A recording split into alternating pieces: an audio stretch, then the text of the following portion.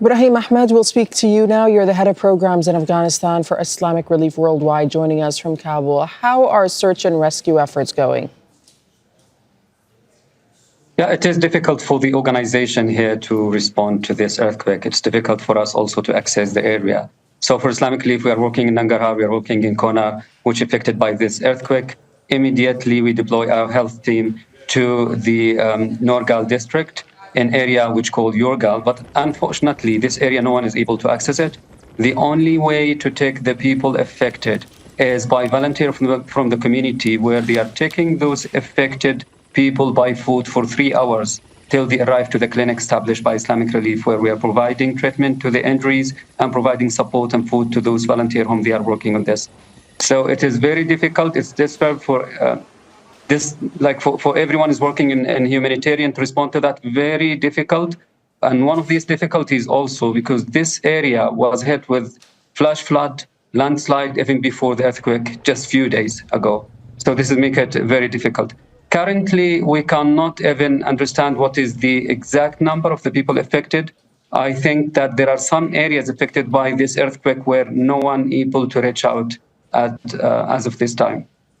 So from what you're saying, then, the actual destruction and the lives lost, all these numbers could be an underestimate because you're simply unable to reach some of the areas.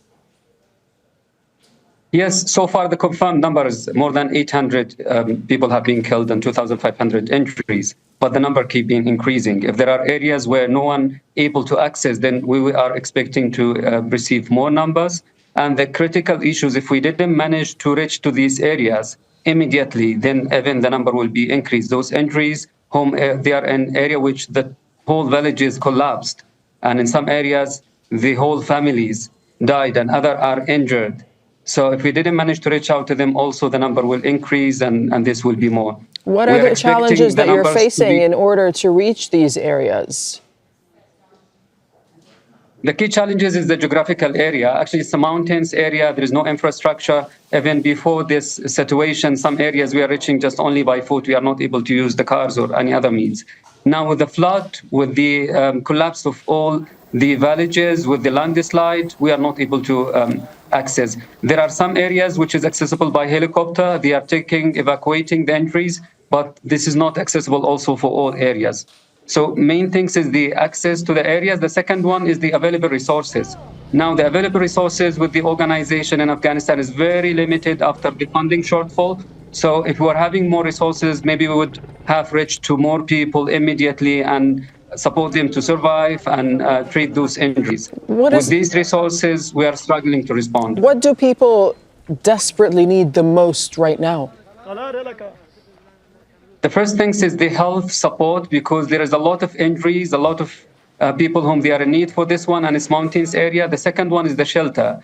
There are villages totally collapsed, and people, they are spending the night in open areas, females, children, elder people, and this area just hit by flood days ago. So if this happened also again, they will be at risk. So shelter is one of the critical needs also beside health. Food security to those communities and wash. Despite the Afghani community from other villages, they are trying to support this affected area, providing with the food, but the resources is limited even with this community. This country affected by economic collapse, returnees, displacement, and this climate effect like floods and other aspects which make it difficult for the organization to support and make the community not in a good position even to respond and support. Okay, Ibrahim Ahmed, thank you so much for speaking to us from Kabul this hour. Thank you. Don't miss out and get the full picture. Subscribe to Al Jazeera for reliable news and expert insights. Like, share, stay ahead.